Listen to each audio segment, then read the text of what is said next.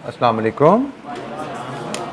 अच्छा जी, MFA cap 6 में हमारी डिस्कशन हो रही थी capital project appraisal, introduction to project appraisal का टॉपिक है, जो पहला चैप्टर है हमने पढ़ना शुरू किया।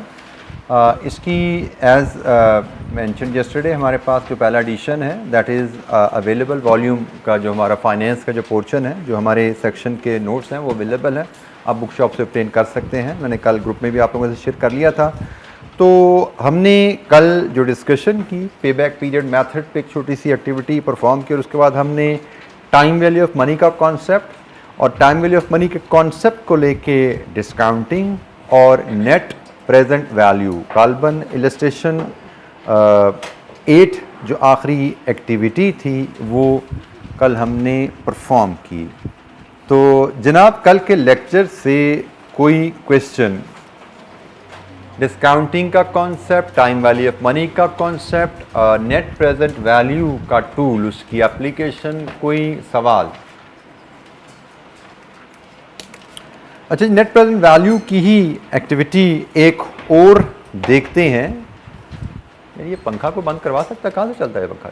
बंदे मुझे डिस्टर्ब होता हूँ मैं इससे। ज़रा पीछे से है कोई बटन इसका? कहाँ से बेटा? ज़रा पंखा बंद करने की कोशिश करते हैं आप बेटा, वहाँ देखिए।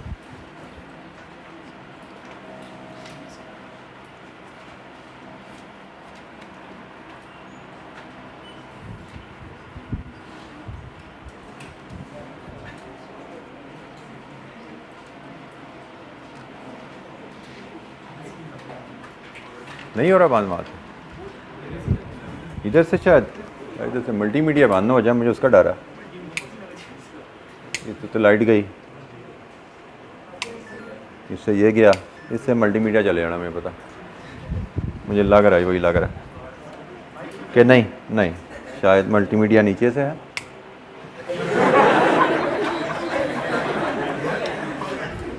नीचे कंप्यूटर था, तो उसका मतलब पंखा यहाँ से बंद करने का कोई तरीका नहीं है क्या? ये कैसे हो सकता है? उधर सिर्फ लाइट लगी हुई है।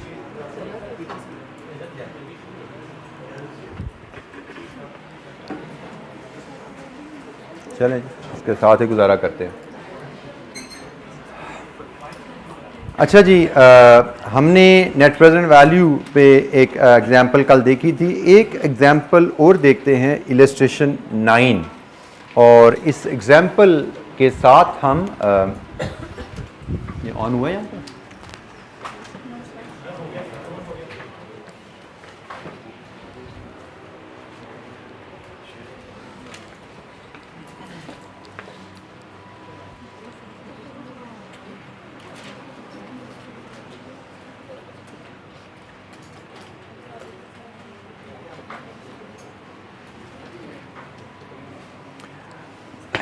हो गया। अच्छा,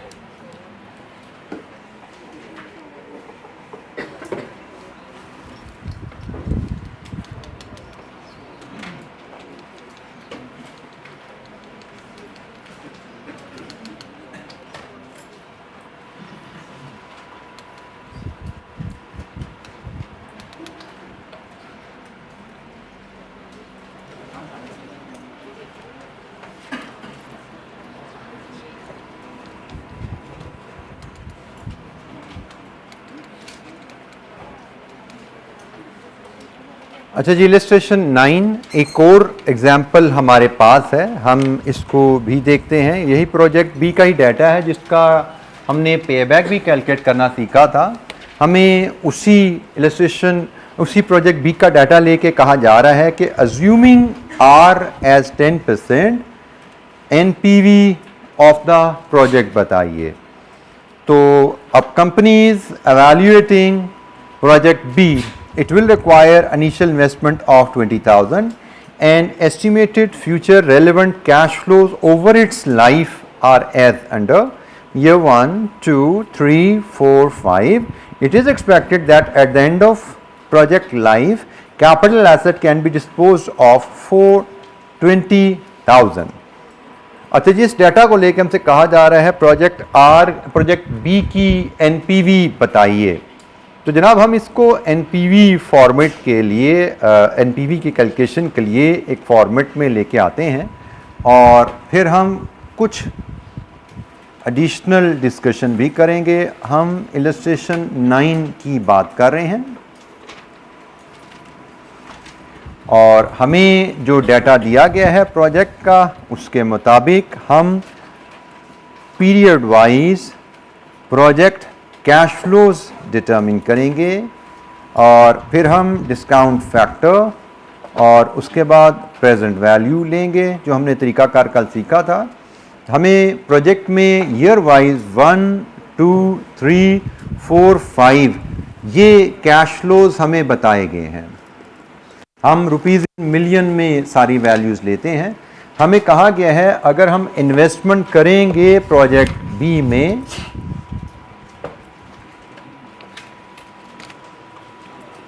पेज नंबर 7 पे नोट्स की हमारी इलस्ट्रेशन अवेलेबल है।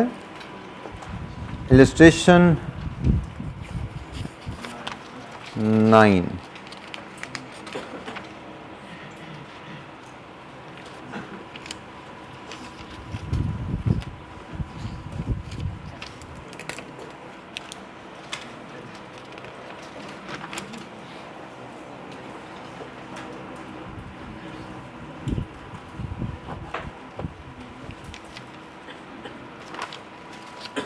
हमें जो डाटा दिया गया है दैट इज़ इन रुपीज़ में डाटा है, rupees not in rupees million. हमें कहा गया है कि आप प्रोजेक्ट में जब इन्वेस्टमेंट करेंगे तो ये है आपको जो रिटर्न आने वाली है 10,000, 8,000, 6,000, 4,000 और 4,000। फिर इसके अलावा जो हमें मज़ीद इन्फॉर्मेशन बताई गई है वो ये है कि अगर आप इस प्रोजेक्ट को करना चाहते हैं तो इस प्रोजेक्ट की जो इन्वेस्टमेंट रिक्वायरमेंट है वो 20,000 है और प्रोजेक्ट 5 साल के एंड पे 2,000 के ये एसेट आप बेच पाएंगे तो 5 साल बाद इसकी रेजिडुअल वैल्यू 2,000 है। ये प्रोजेक्ट की इन्वेस्टमेंट के कैश फ्लोज हैं, ये उस इन्वेस्टमेंट की डिस्पोजल के कैश फ्लोज हैं और ये प्रोजेक्ट की इन्वेस्टमेंट प्रोजेक्ट को चलाने से जो हम कमाएंगे ये उसके कैश फ्लोज हैं। जब हम इन्वेस्टमेंट अप्रेजल करते हैं तो उसमें हम तमाम कैश फ्लोज को नेट करके एक कॉलम में ले आते हैं। वो इन्वेस्टिंग कैश फ्लोज हैं या वो ऑपरेटिंग कैश फ्लोज हैं। आप कैश फ्लोज का कॉन्सेप्ट समझते हैं। ये इन्वेस्टिंग कैश फ्लो है, ये भी इन्वेस्टिंग कैश फ्लो है, ये ऑपरेटिंग कैश फ्लोज हैं। तो हम इन्वेस्टमेंट अप्रेजल करते हुए इनमें डिफरेंशिएट नहीं करते, हम तमाम कैश फ्लोज को नेट करके अक्यूमुलेटेड शेप में लाते हैं। Accumulated investing and operating cash flows की ये इंफॉर्मेशन हम बनाते हैं प्रोजेक्ट अप्रेजल के लिए। तो जनाब इस इंफॉर्मेशन को लेके बल्कि इस इंफॉर्मेशन में एक काम हम और कर सकते हैं अपनी आसानी के लिए और वो काम ये है कि भाई ये कैश फ्लो भी ईयर 5 में है, ये भी ईयर 5 में है, तो हम इन दोनों को इकट्ठा कर सकते हैं। हम 4 की जगह इधर 6 ले लेते हैं, एक ही बात है। तो बजाय इसके कि 4 को भी 2 साल ये 5 साल के डिस्काउंट करें, 2,000 को लहदा 5 साल के डिस्काउंट करें, हम इन दोनों को इकट्ठा करके भी डिस्काउंट कर सकते हैं, एक ही बात है। तो ये जनाब हमारे फाइनल कैश फ्लोज हैं। अब हम डिस्काउंट फैक्टर, इसमें ये कैश फ्लोज इन्वेस्टमेंट तो हमारी ऑलरेडी प्रेजेंट वैल्यू में होती है तो इसको तो डिस्काउंट नहीं करना पड़ेगा, लेकिन जितने भी फ्यूचर के कैश फ्लोज हैं उनके लिए हमने तो एक तरीका सीखा था कि हम एक डिस्काउंट फैक्टर यूज़ करेंगे 10% पे। और हमने डिस्काउंट फैक्टर का जो फार्मूला सीखा था that was 1 + r raise to power -n। ये हमारा डिस्काउंट फैक्टर का फार्मूला था और इस फार्मूला के मुताबिक अगर मैं फैक्टर यहाँ पे कैलकुलेट करूँ तो this is 1.1 raise to power -1, 1.1 raise to power -2, 1.1 raise to power -3, -4, -5। ये फार्मूलाज भी मुझे याद होने चाहिए, ये फैक्टर भी मैं आसानी से निकाल सकता हूँ, कोई दिक्कत नहीं है। लेकिन you must have an introduction to present value tables, है ना। इंट्रोडक्शन क्यों हमें यूज़ किया है ना, तो भाई यहाँ पे भी हम प्रेजेंट वैल्यू टेबल्स ही यूज़ किया करेंगे। तो जनाब ज़रा यहाँ पे दोबारा रिफ्रेश करते हैं। फार्मूलाज हमें पता है, उनसे हम फैक्टर खुद भी कैलकुलेट कर सकते हैं, लेकिन एग्जाम में हमें जब टेबल अवेलेबल है तो हम टेबल को ही यूज करना प्रेफर करेंगे। ये जी प्रेजेंट वैल्यू टेबल है। इस प्रेजेंट वैल्यू टेबल, इसको डिस्काउंट टेबल भी कहा जाता है। हमारे नोट्स में भी लास्ट पेज पे इसकी कॉपी नेक्स्ट है, ठीक है जी। नोट्स के जो आखिरी पेज है ये प्रेजेंट वैल्यू टेबल हमें वहां पे अवेलेबल है। तो इसके ऊपर ये फार्मूला भी आप देख रहे हैं गिवन है जो हमने सीखा है। तो इसका मतलब फार्मूला भी शायद याद करने की ज़रूरत नहीं, ये टेबल हमें ऑन डिमांड एग्जामिनेशन हॉल में अवेलेबल होते हैं।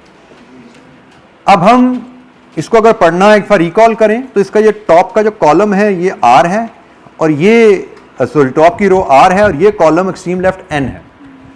तो आर हमारे प्रोजेक्ट के लिए 10% है, तो आर 10%, एन 1, वैल्यूज 0.909, और हमने ये जो फार्मूला लिखा है, अगर इस फार्मूले का जवाब आप देखिए तो वो 0.909 ही आता है।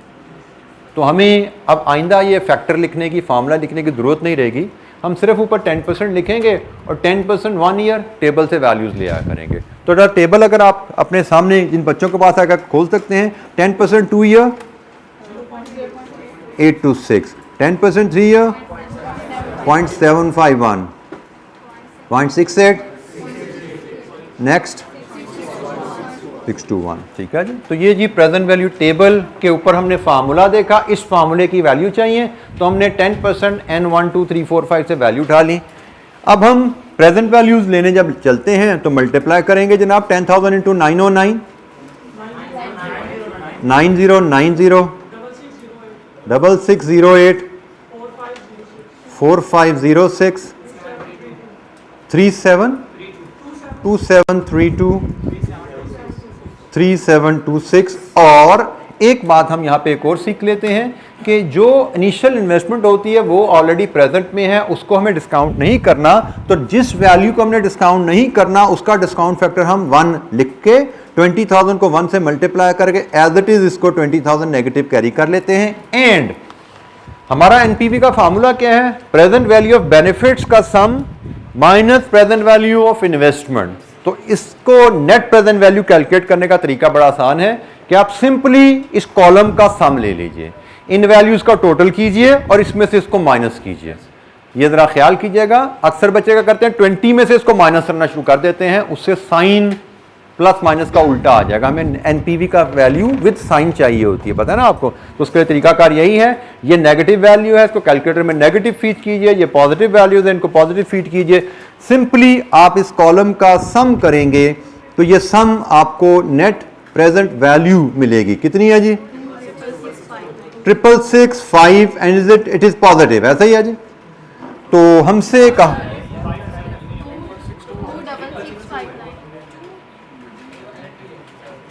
क्या बोल रहे हैं? ये नेट प्रेजेंट वैल्यू 6665 है। नेट प्रेजेंट वैल्यू मैंने लिखी है। नेट प्रेजेंट वैल्यू क्या है? PV of benefits minus PV of investment. Simply some of this column is your net present value. बजाय मैं एक लाइन में लिखूं अलहदा अलहदा, नेट प्रेजेंट वैल्यू का फार्मूला अगर आप लाना चाहें तो वो ये था, PV of future benefits minus PV of investment. इसको अगर इस इक्वेशन में डालेंगे तो इनका सम करके डालेंगे यहां पे और ये वैल्यू डालेंगे यहां पे, तो आपकी कैलकुलेशन बन रही होगी 26665 माइनस 20,000 और एनपीवी आप ला रहे होंगे 665। तो हम जरा स्मार्टली प्रेजेंट करते हैं, हम ये फार्मूले को लिखना और ये स्टेप को स्किप करते हैं। हम सिंपली इस कॉलम का सम लेते हैं तो हमें ये वैल्यू मिलती है। एग्रीड जी? नेट प्रेजेंट वैल्यू 6665 आ रही है, 662 जी।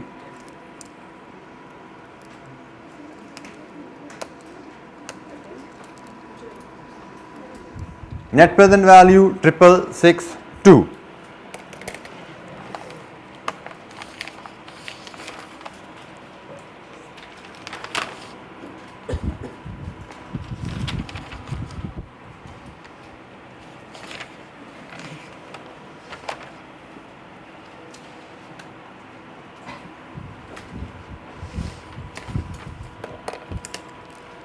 जी, नेट प्रेजेंट वैल्यू की कैलकुलेशन, कोई सवाल? हमने नेट प्रेजेंट वैल्यू कैलकुलेट की, वो पॉजिटिव आ रही है। पॉजिटिव नेट प्रेजेंट वैल्यू हमें क्या बता रही है कि benefits are more than the cost. When benefits are more than the cost, तो हम एनपीवी डिसीजन रूल भी यहां पे रिकॉल कर लेते हैं। पॉजिटिव एनपीवी का मतलब project is feasible, it should be accepted. तो प्रोजेक्ट के एनपीवी की कैलकुलेशन पे हमने बात कल देखी थी, आज हमने उसको रिवाइज किया। कल हमने प्रोजेक्ट की फिजिबिलिटी का रूल भी पढ़ा था। पॉजिटिव एनपीवी पे हम एक्सेप्ट करते हैं, नेगेटिव पे रिजेक्ट करते हैं। तो हमारे हिसाब से कल हमने प्रोजेक्ट ए की फिजिबिलिटी देखी थी, वो भी फिजिबल है क्योंकि उसकी एनपीवी भी पॉजिटिव थी। आज हमने प्रोजेक्ट बी को प्रेज किया, वो भी फिजिबल है, उसकी एनपीवी पॉजिटिव है। लेकिन अगर प्रोजेक्ट म्यूचुअली एक्सक्लूसिव हैं तो फिर हमें फैसला करना पड़ेगा इनमें से बेहतर कौन सा है। So rule is project with higher NPV is better. So A की एनपीवी क्या थी? 14,000 समथिंग, बी की NPV is 6,000। So project A is better. NPV method के तहत प्रोजेक्ट्स के कंपैरिजन का rule, project with higher NPV is better. जिस project की एनपीवी हायर है, नेट प्रेजेंट वैल्यू जिस प्रोजेक्ट की ज्यादा है, वो अच्छा है। म्यूचुअली एक्सक्लूसिव प्रोजेक्ट्स हैं तो आप वो प्रोजेक्ट सेलेक्ट करेंगे जिसकी एनपीवी हायर पॉजिटिव है। नेगेटिव एनपीवी तो फिजिबल है नहीं है, उसको तो हमने करना ही नहीं है, ठीक है। पॉजिटिव एनपीवी में we are inclined to invest, और अगर म्यूचुअली एक्सक्लूसिव प्रोजेक्ट आ जाए तो we'll invest on in that project which has higher positive NPV. जी, एनी क्वेश्चन, कोई सवाल? जी बेटा।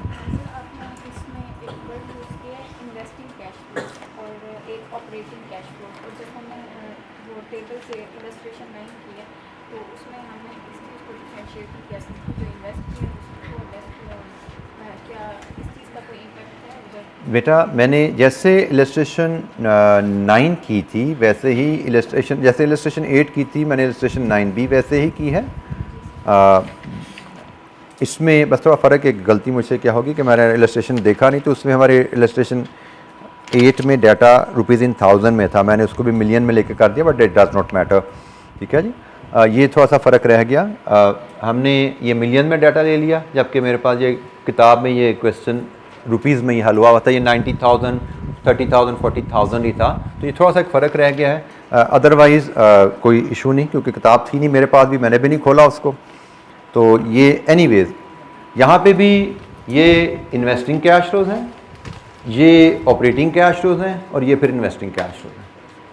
तो मैंने जो आपको आज चीज़ सिखाई, एक स्टेप जो आगे गया, जो एडिशनल टर्म्स मैंने आपके साथ बोली, वो सिर्फ आपकी अंडरस्टैंडिंग को थोड़ा सा एक स्टेप आगे ले जाने के लिए।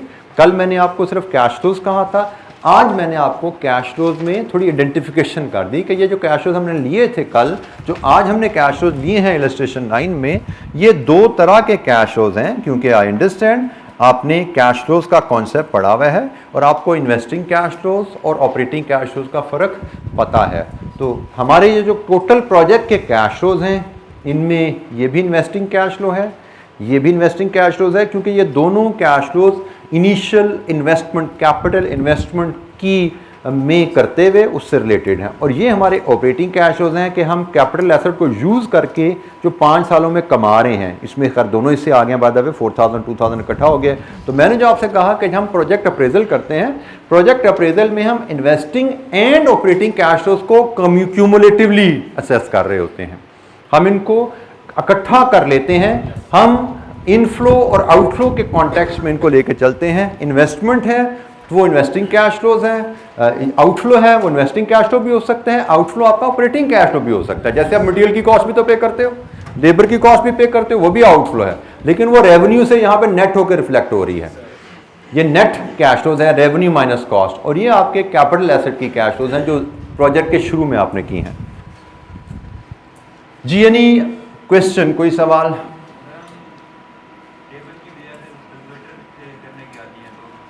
बेटा मैं एडवाइस करूंगा कि आप इस आदत को बदल लें तो अच्छी बात है। उसकी वजह यह है कि कैलकुलेटर से करने की वजह से एक अननेसेसरी आप एक एरर का रिस्क कैरी कर रहे हो, आपसे गलती होने का रिस्क है कि आपसे बटन गलत एक्स्ट्रा इधर ऊपर नीचे दब गया तो गलती हो सकती है। मुझे लगता है कि आप अपने आप को अगर टेबल को देख के क्वेश्चन करने की आदत डालोगे तो आपकी एफिशिएंसी भी बढ़ेगी और आपका एरर रेट भी लो होगा।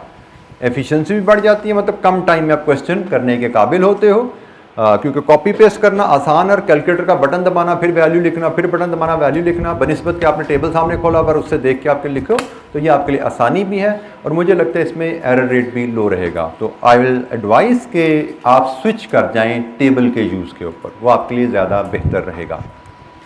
जी एनी क्वेश्चन, कोई सवाल? अच्छा जी, हमने नेट प्रेजेंट वैल्यू पे बात की और net present value calculation, net present value का डिसीजन रूल, कंपैरिजन का भी, फिजिबिलिटी का भी। अब एक स्टेप थोड़ा आगे मैं आपको लेकर चलना चाहता हूं कि हमने ये जो कैलकुलेशन की है इसमें हमने जो आर यूज़ किया वो आर क्या होता है उसका थोड़ा मतलब समझना चाहेंगे, और जो हमने एनपीवी कैलकुलेट किया है ये एनपीवी हमें बता क्या रही होती है। मैं डाटा अगर थोड़ा सा आपके साथ अपना समराइज करूं, मैं प्रोजेक्ट ए जैसे हमने कल किया था, आल्दो हमने उसको रुपीज़ इन मिलियन के हिसाब से कर लिया, लेकिन मैं उसको दोबारा ज़रा रुपीज़ इन थाउजेंड में अगर वो डाटा होता तो एनपीवी कैसे होती? NPV at R 10%, project A की हमने कैलकुलेट की थी 14 पॉइंट क्या थी वो 740, अगर रुपीज़ में होती तो शायद वो ऐसे 14.740 है, और प्रोजेक्ट बी की एनपीवी जो हमने आज कैलकुलेट की है वो 6662 है रुपीज़ में। ठीक है जी, तो ये हमारे पास दो प्रोजेक्ट्स की एनपीवी हैं। अब हम जानना चाहते हैं, हम सीखेंगे मतलब सीखेंगे कि आर 10% है, ये हमें क्या बता रहा है, और ये जो एनपीवी आई है ये एनपीवी क्या है। हमने ये तो सीख लिया जी, पॉजिटिव तो एक्सेप्ट कर लो, लेकिन असल में ये हमें बता क्या रही है। तो जनाब इसको समझने के लिए आप एक दफ़ा फिर प्रोजेक्ट ए का ही डाटा लीजिए। मैं इसका मतलब समझाने के लिए आपको प्रोजेक्ट ए की तरफ लेकर चलता हूं।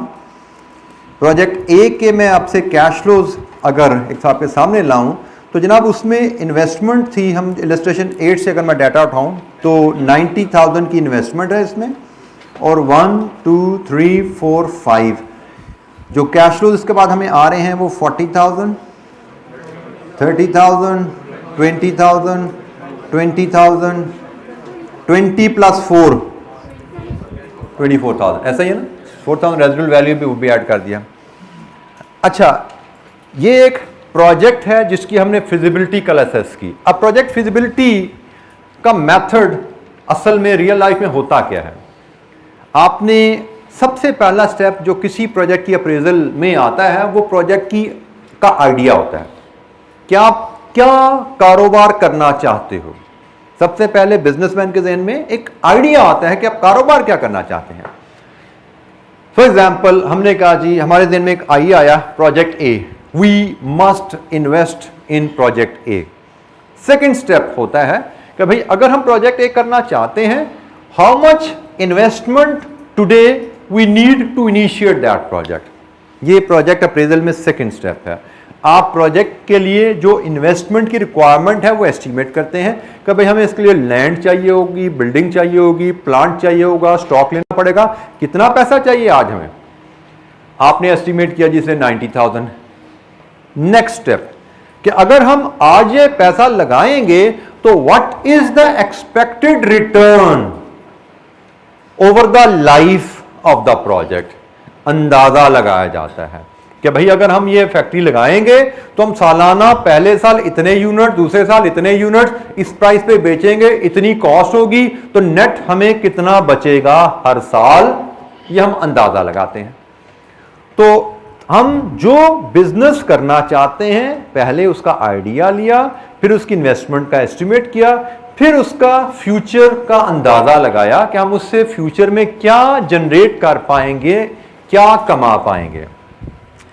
जब आपने ये अंदाजा लगा लिया, इसका मतलब ये नहीं कि आप प्रोजेक्ट करने जा रहे हो, आपने कहा जी हम ये पैसे इन्वेस्ट करें तो हमें ये रिटर्न आएगी। अब क्या ये हमें एक्सेप्टेबल है या नहीं, इसका अगला स्टेप आता है कि इस प्रोजेक्ट के लिए पैसे कहां से आने हैं भाई। 90 लगा के ये कमाना है, तो ये 90 लगाने के लिए लाएंगे कहां से?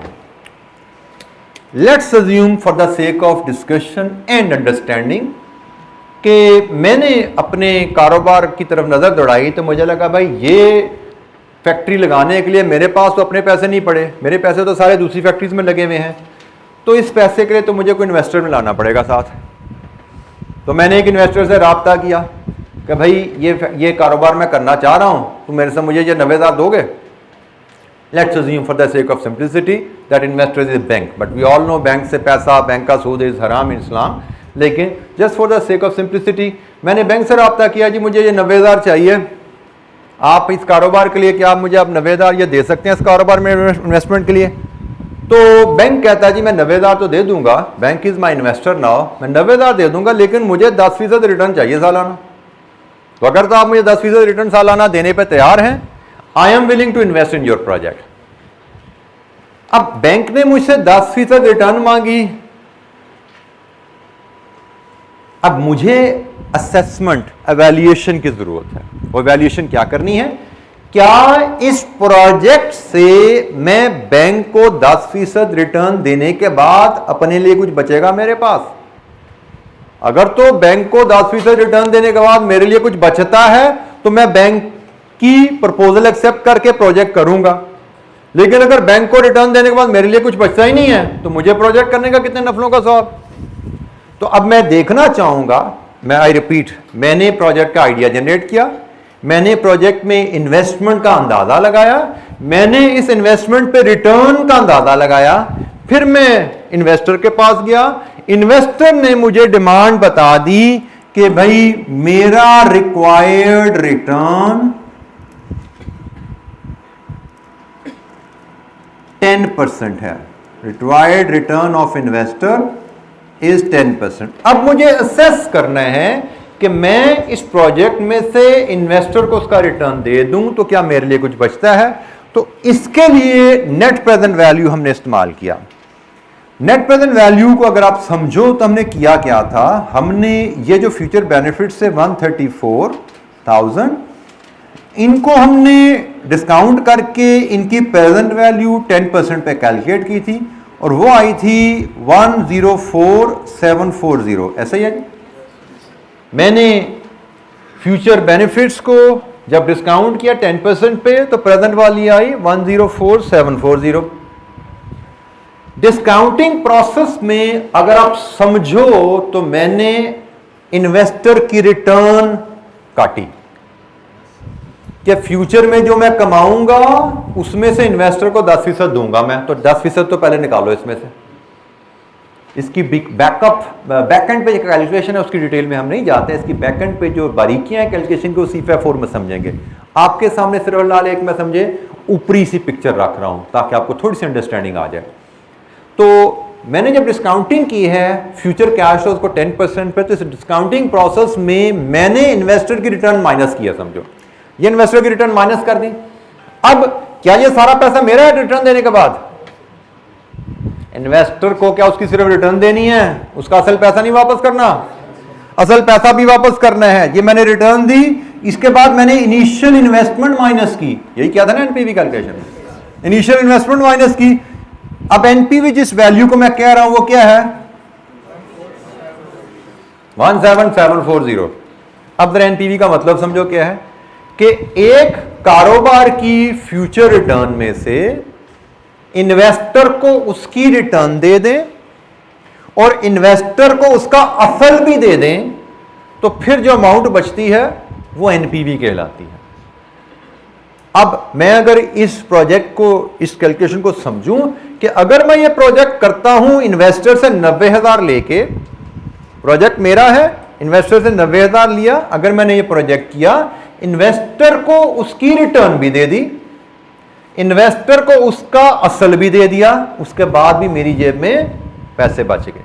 प्रोजेक्ट शुरू किया था मेरी जेब खाली थी, प्रोजेक्ट खत्म किया मेरी जेब में ये पैसे बचे हैं। ऐसी है ना कहानी। अब तो अब हम यहां से आर का मतलब भी समझ सकते हैं, अब यहां से एनपीवी का मतलब भी समझ सकते हैं। आर का मतलब है investors required rate of return. ये पैसा है जो इन्वेस्टर हमारे कारोबार में लगाएगा आर उसका रिक्वायर्ड रेट ऑफ रिटर्न होता है, जिसको हम इस पैसे को, बाय द वे अगर आप समझ पाओ, ये जो पैसा है ये कैपिटल प्रोजेक्ट में इन्वेस्टमेंट हुई है या रेवेन्यू इन्वेस्टमेंट है? This is capital investment. जो आपका नॉलेज बताता है उस नॉलेज के मुताबिक बताइए, कैपिटल में प्रोजेक्ट में जो पैसा इन्वेस्ट करते हैं वो लॉन्ग टर्म फंड्स होते हैं या शॉर्ट टर्म फंड्स होते हैं? लॉन्ग टर्म फंड्स होते हैं। तो एक आप हमारे सब्जेक्ट के रेफरेंस से टर्म याद रखिए, long term funds invested in a business, उनको हम कैपिटल कहते हैं।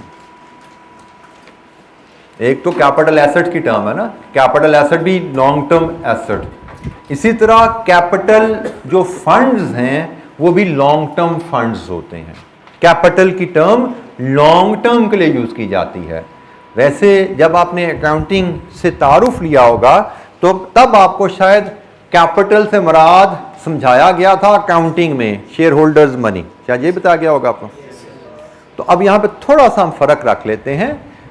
हमारी इस सब्जेक्ट के में जब आते हैं तो यहां पे हम कैपिटल से मुराद सिर्फ शेयर होल्डर मनी नहीं लेते, हम कहते हैं कैपिटल दो तरह का होता है, एक इक्विटी कैपिटल होता है और एक डेट कैपिटल होता है।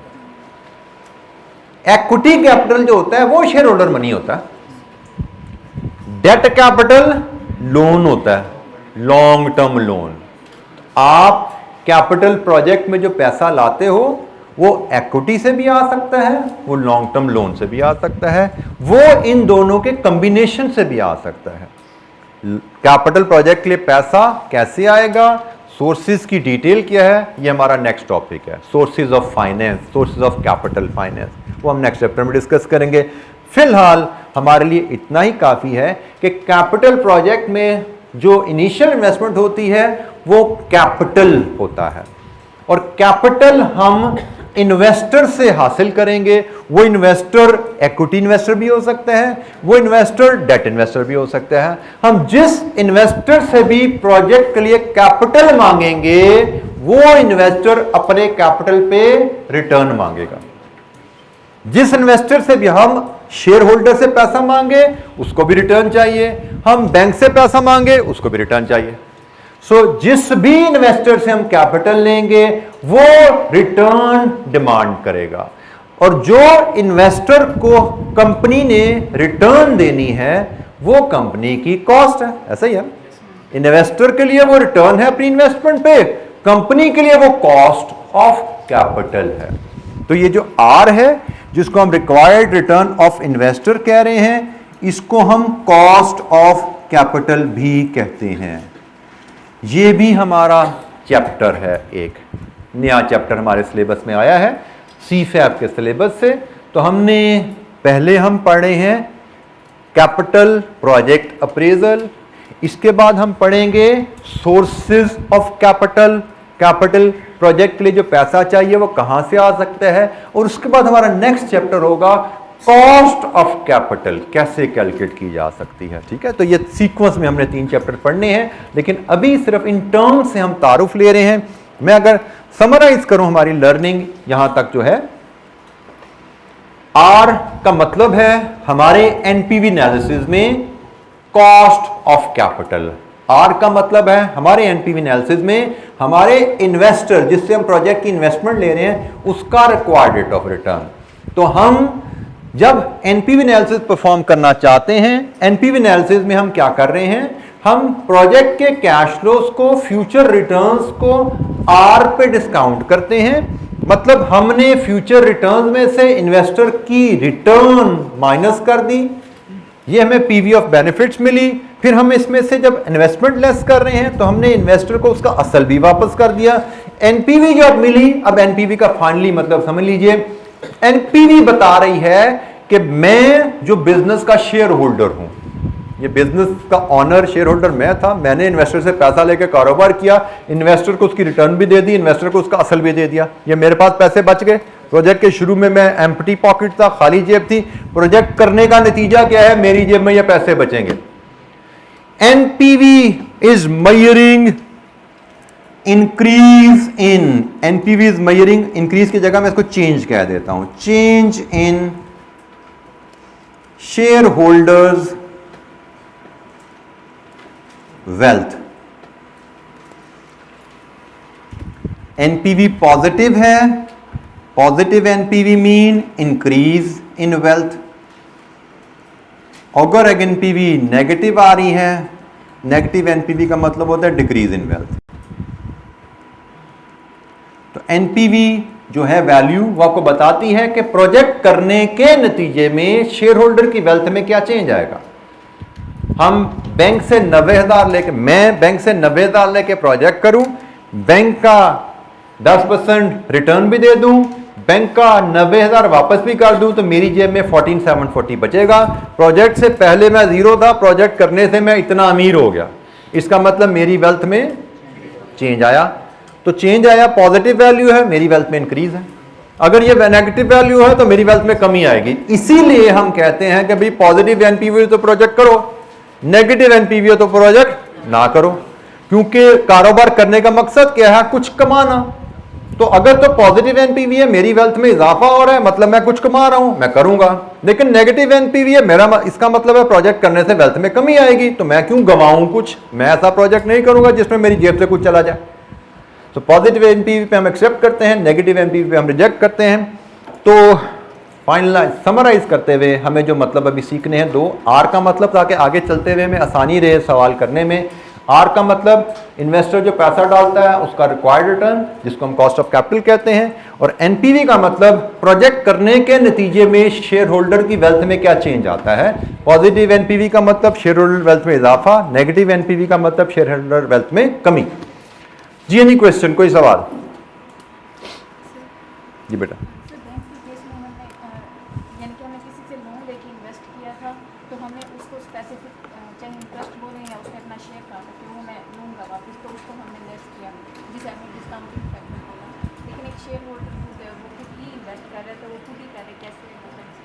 बेटा शेयर होल्डर भी जब पैसा लगाता है तो शेयर होल्डर को भी अपने पैसे पे रिटर्न चाहिए, तो भी देखना चाहता है कि कारोबार से मुझे कितनी रिटर्न आ रही, क्या रिटर्न आ रही है कि नहीं आ रही। शेयर होल्डर कारोबार से रिटर्न भी चाहता है और शेयर होल्डर अपने पैसे की प्रोटेक्शन भी चाहता है कि मेरा पैसा भी प्रोटेक्टेड रहे। वो पैसा बेशक निकाले ना, लेकिन वो जानना चाहता है कि कारोबार में मेरे पैसे में इजाफा आ रहा है, कि मैंने कारोबार में 90 डाला, मुझे इतनी उस पर इनकम चाहिए, मुझे इनकम दो। और इनकम देने के बाद क्या मेरे पैसे में इजाफा हुआ है, कि कैसा तो नहीं कि मेरा पैसा असल डूब गया। तो ये पॉजिटिव वैल्यू क्या बता रही है कि असल पैसा इंटैक्ट है, उससे भी ज्यादा पैसे आपके बन गए हैं कारोबार में। ठीक है, अगर ये वैल्यू नेगेटिव है इसका मतलब आपका पैसा असल जो है वो डूबना शुरू हो गया। तो इन्वेस्टर वो शेयर होल्डर है या वो बैंक है, किसी ऐसे प्रोजेक्ट में पैसा नहीं लगाता जहां पे उसका असल भी डूब जाए।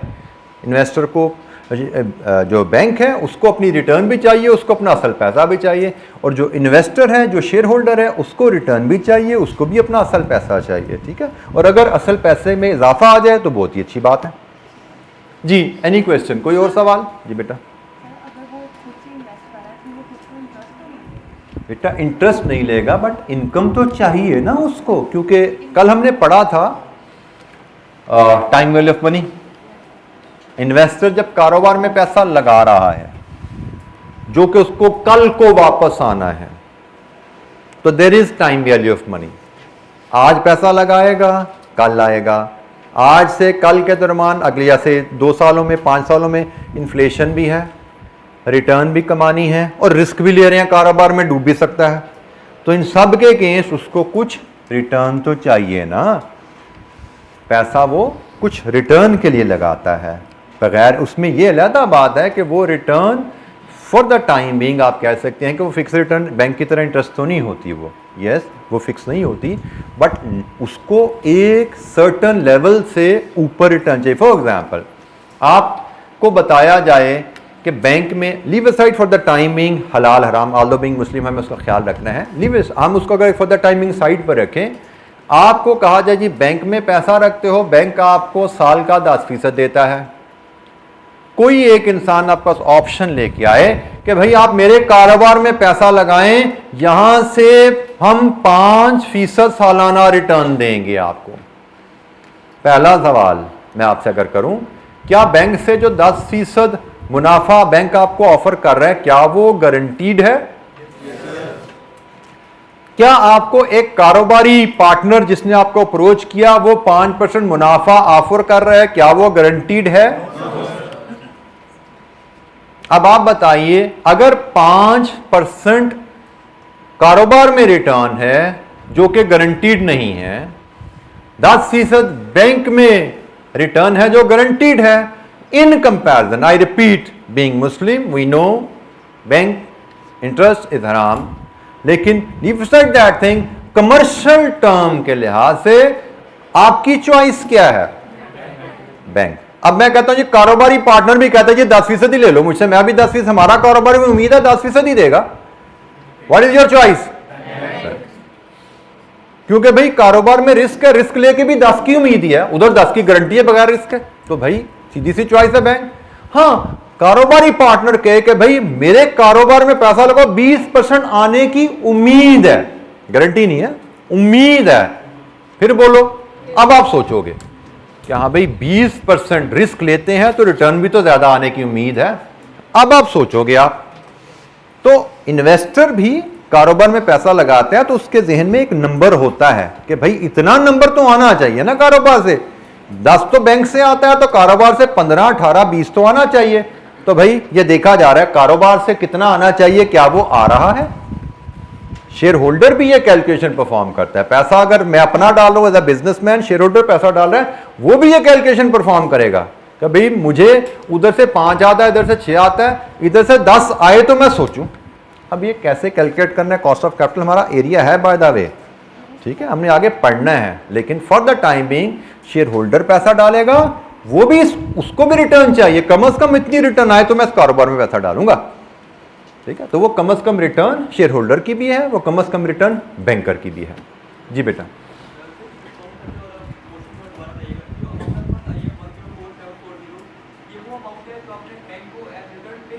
नहीं बेटा, ये वो अमाउंट है 134, पहले समझो, जो हमने कारोबार के 5 सालों में कमाई, इस कमाई में से बैंक को 10% पे कर दें तो फिर हमारे पास क्या बचा?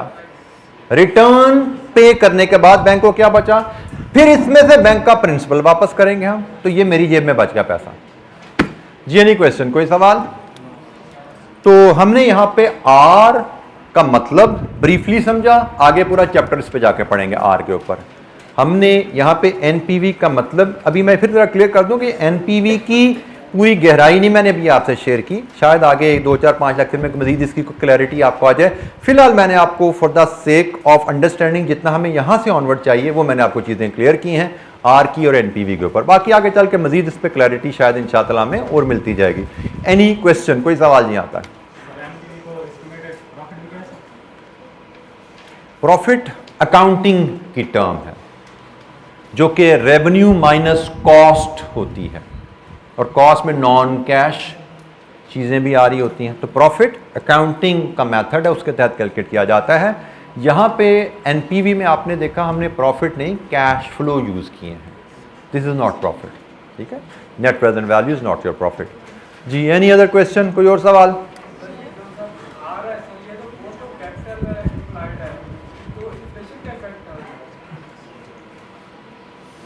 बेटा कॉस्ट ऑफ कैपिटल जो है, इन्वेस्टर को कितनी रिटर्न चाहिए, इन्वेस्टर ने जो ये अपनी कॉस्ट ऑफ कैपिटल कैलकुलेट की है, ये उन तीनों फैक्टर के अगेंस्ट है।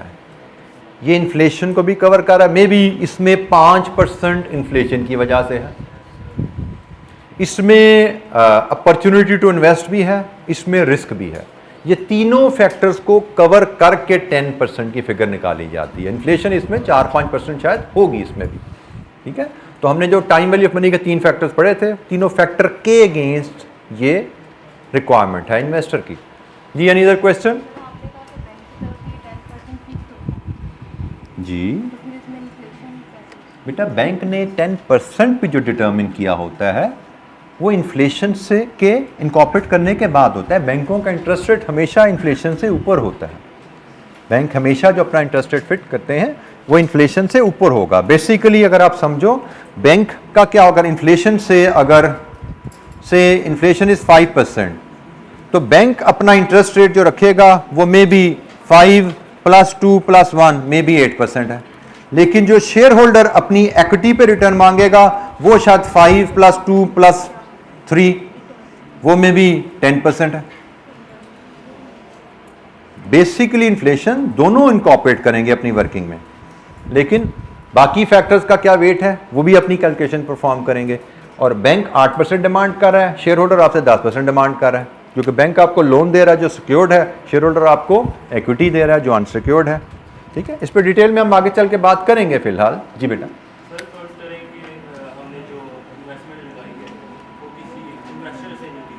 इन्वेस्टर से बेटा हमने खुद भी लगाई है, तो मुझे अपनी इन्वेस्टमेंट पे क्या रिटर्न नहीं चाहिए? मैं अपनी इन्वेस्टमेंट को बैंक में भी तो रख सकता था ना, 10% कमा सकता था।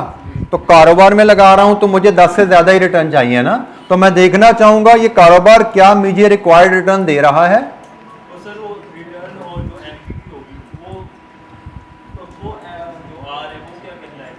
बेटा आर तो रिक्वायर्ड रिटर्न ही कहला रही है, आर तो रिक्वायर्ड रिटर्न ऑफ इन्वेस्टर ही है। लेकिन एनपीवी क्या बता रही है? अब इसको एक और अंदाज भी देख लो एनपीवी का। एनपीवी क्या बता रही है कि कारोबार इन्वेस्टर की रिक्वायर्ड रिटर्न से ज्यादा रिटर्न दे रहा है। पॉजिटिव एनपीवी का मतलब क्या है कि कारोबार 10% से ज्यादा रिटर्न दे रहा है। नेगेटिव एनपीवी का मतलब क्या होता है कि कारोबार आर से कम रिटर्न दे रहा है। अगर बैंक का रेफरेंस है तो भी बैंक को 10% देने के बाद मेरे लिए क्या बचेगा, ये वो कहानी है। और अगर ये पैसा मेरा ही है तो भाई कम से कम 10% रिटर्न तो चाहिए मुझे। तो क्या कारोबार 10% रिटर्न दे रहा है? आंसर इज यस, 10 से ज्यादा दे रहा है, तो ठीक है करो इन्वेस्ट। ठीक है, तो पैसा इन्वेस्टर से आए, पैसा शेयर होल्डर से आए, पैसा बैंक से आए, रिटर्न उसको चाहिए। तो हम एनपीवी एनालिसिस में देखते हैं क्या यह कारोबार इन्वेस्टर को रिटर्न दे पा रहा है जो उसकी रिक्वायरमेंट है। पॉजिटिव एनपीवी का मतलब कारोबार इन्वेस्टर के रिक्वायर्ड रेट से ज्यादा कमा रहा है। नेगेटिव एनपीवी का मतलब है प्रोजेक्ट इन्वेस्टर के रिक्वायर्ड रिटर्न से कम कमा रहा है। इन्वेस्टर का रिक्वायर्ड रिटर्न हर कारोबार में होता है, और बाय द वे हर कारोबार से इन्वेस्टर का रिक्वायर्ड रिटर्न फर्क होता है। कुछ कारोबार सेफ होते हैं, उनमें रिस्क कम होता है, कम रिस्क कम रिटर्न से भी इन्वेस्टर खुश हो जाता है। कुछ कारोबार हाई रिस्क होते हैं, high risk high return, investor उनमें पैसा लगाते हुए ज्यादा रिटर्न डिमांड करेगा। बट अगेन ये कॉस्ट ऑफ कैपिटल के चैप्टर में जाएंगे, कुछ बातें हम कैप 6 में करेंगे रिस्क और रिटर्न की, लेकिन main risk return relationship, risk कैसे मेजर करते हैं, रिस्क के बदलने से रिटर्न कैसे बदलती है, असल में आपका CFAP 4 का एक बड़ा अहम एरिया होगा इंशाअल्लाह। तो फिलहाल हमारे लिए ABC ही जानना काफ़ी है, जो कि हम अपने करंट नॉलेज बेस के ऊपर अब्जॉर्ब कर सकते हैं। आपको बात समझ आती है ना भाई, कारोबार में हर कारोबार का रिस्क फर्क होता है, तो रिस्क ज्यादा होगा तो रिटर्न भी तो ज्यादा चाहिए ना। फिर हाई रिस्क हाई रिटर्न बचपन से सुनते आ रहे हैं जी। Any question? जी बेटा। सर 90,000 की इन्वेस्टमेंट कर दी, उसके बाद रिटर्न भी दे दिया और जो उसका असल है उसको वो भी वापस कर दिया। तो सर जो हमारे पास शेयरिंग वेल्थ है, ऐसे कॉन्सेप्ट क्या है कि हमने इसको दोबारा इन्वेस्टमेंट में ऐड कर दें ताकि हमारी बेटा ये मेरे पास बचे हैं, मैं कारोबार का मालिक था, मैंने बैंक से 90,000 लिया, मैंने ये कारोबार किया, मैंने बैंक को उसकी रिटर्न दी, मैंने उसका असल दिया, ये मेरी जेब में बच गए।